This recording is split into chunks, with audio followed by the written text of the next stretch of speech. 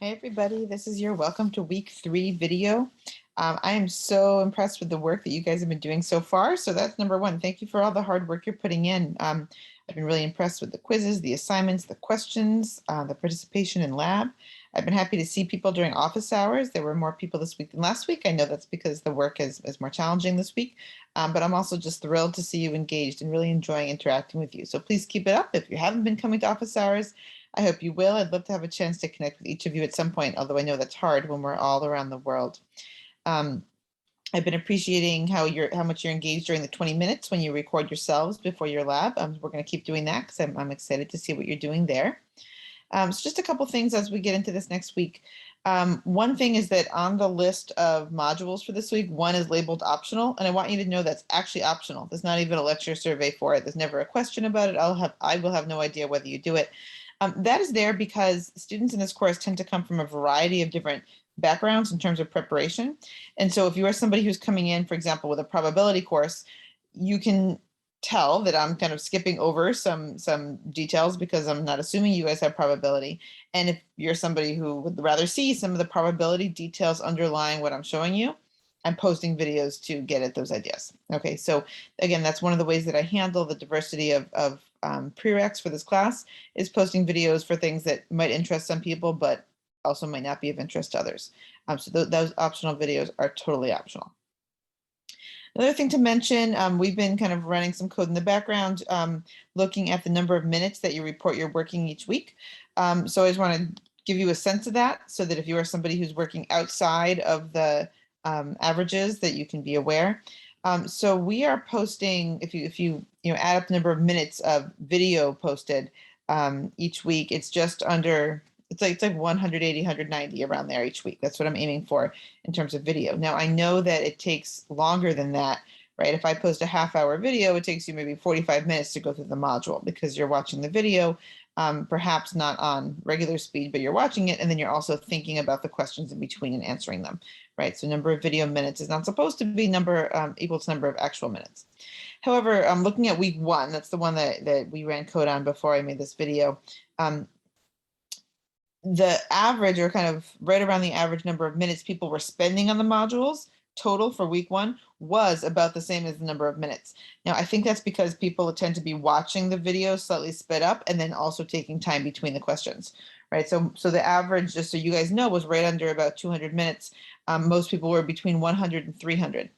So I want you to know that if you're somebody who spent more than 300 minutes or so, and I know you may not remember, but if you're somebody who's spending multiple hours on every module, because there's a couple of people doing that, I want you to know that that's not what most people are doing, and you can decide how to handle that. If you're doing that, because you really want to get a strong foundation in R, maybe you're a data science major and you're trying on purpose to put in extra time.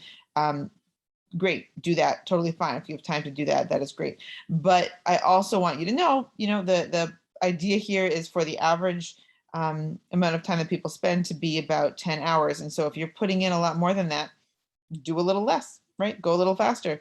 It's okay if a couple ideas don't totally sink in the first time you see them, right? Spend a little less time thinking about each question, and that is okay. I just want you to know that you do not have to spend many, many, many hours. Again, so far what we're seeing is the average amount of time people spend is about the same as the number of minutes we submit, again, because I think people are watching a little faster and then taking time on questions. Okay. I want to give you a heads up that there'll be an email from me about how we're going to handle the holiday coming up this weekend. There's 2 different holidays, right? Juneteenth and then July 4th, and they both happen to be on Mondays. So we have to figure out how we're going to handle that. I don't think we're going to straight up cancel the whole day because I think that is not actually helpful to people if I tell you have to choose a different time each week. But we are going to make sure that there are some options for people to handle that as they want to. So there's an email coming from me about that. Okay, the other thing I wanted to do in this video is talk about the graphics of the day that were posted this week. So I will share my screen.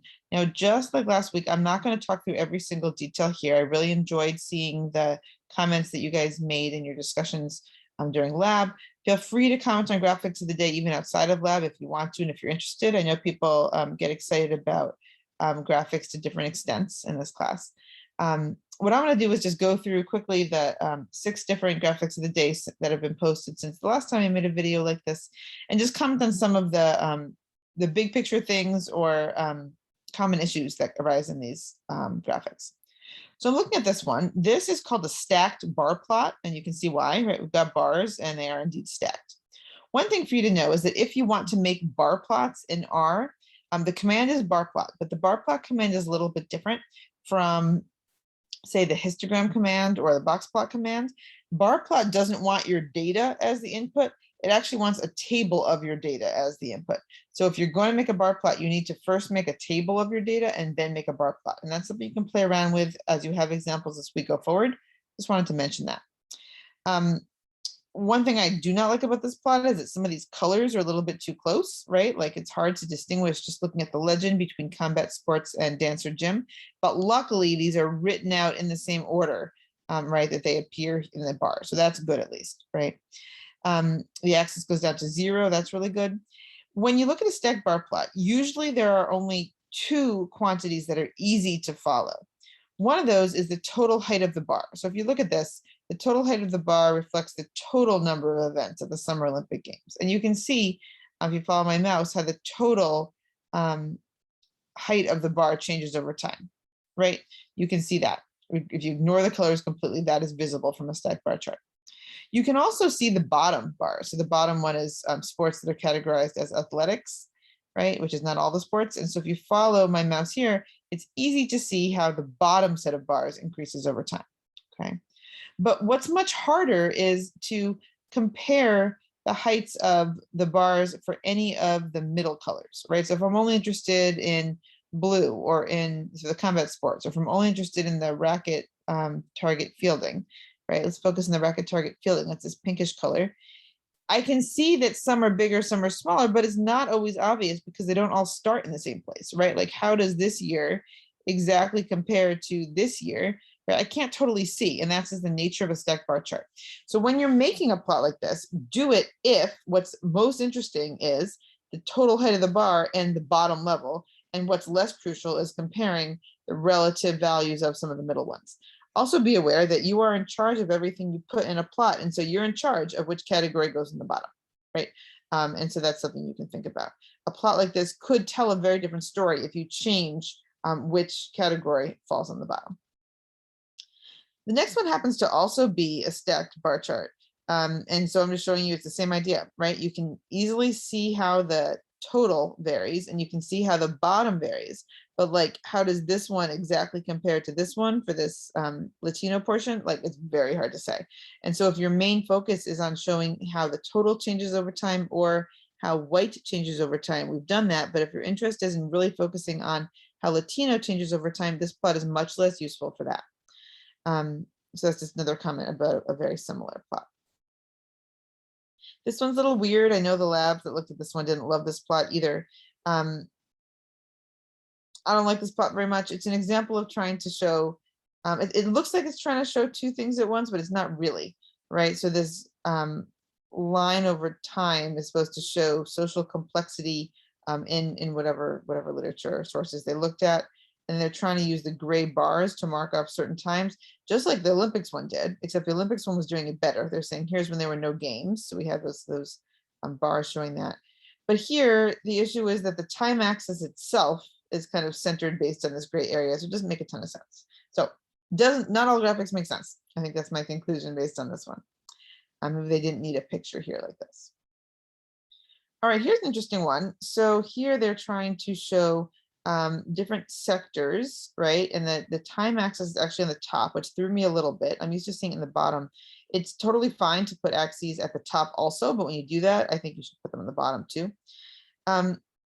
So they're showing for different sectors whether there was an increase or a decrease. And then the unchanged ones are right at the bottom, which I think is kind of a counterintuitive choice. I'd rather they made a little room at 0 somehow to put the ones that are unchanged. But I do see why they did that. They want to take up space.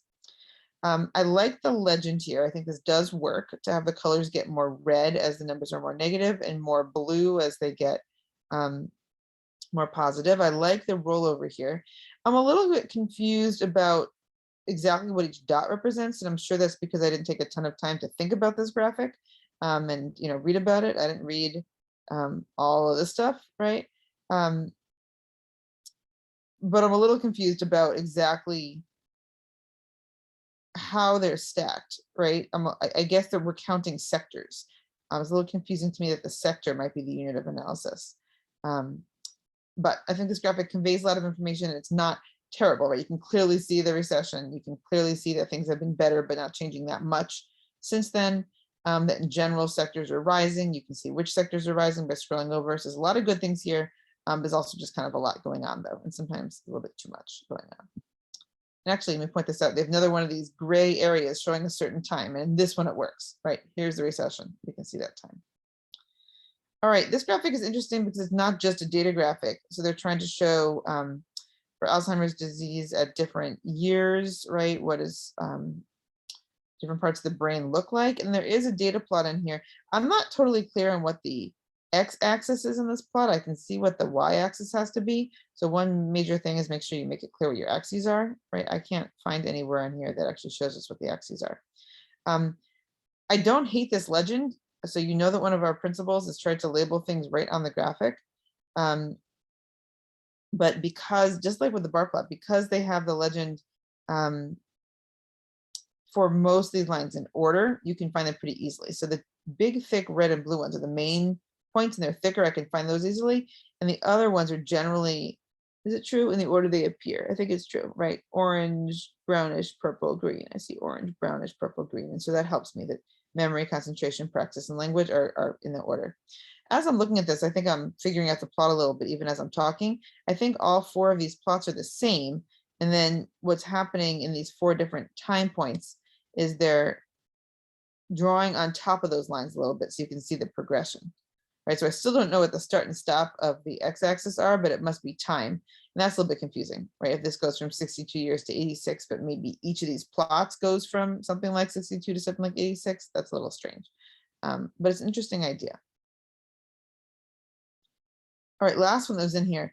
So I'll just start running this while we talk about it. So this is Gapminder. This is famous, a famous way to do an interactive graphic where time is a third variable they're trying to show. So what we have here, and there's more than 4 variables in this plot. The x-axis is income, the y-axis is life expectancy. And at any particular moment, like if I pause this, what it's showing is each country's life expectancy versus each country's income, right? You can scroll over. So here's India, right? That's that big red circle. This big red circle is China. The green one is United States. And I can scroll over and see those. I believe that the colors are by continent. I think that's what it's supposed to be. Yeah, so like blue is Africa and red is Asia and yellow is Europe. This must be Canada. Yeah, so green is North America. And so at any particular point in time, this is the year 1893, you can see where the US falls, right? Higher life expectancy and higher income. And here are some countries with lower life expectancies and income. But we can also show time by animating it over time, right? And so if you watch this, you can see as time goes on, right?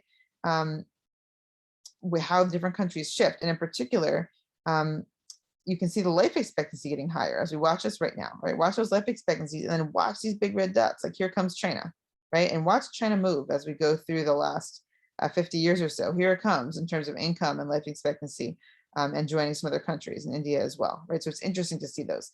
So Gapminder was purchased by Google at some point. So at least it used to be the case that you could make one of these as one of the options in Google, just like you can make a Google Doc or a Google Form. You used to be able to make like a Google Gapminder.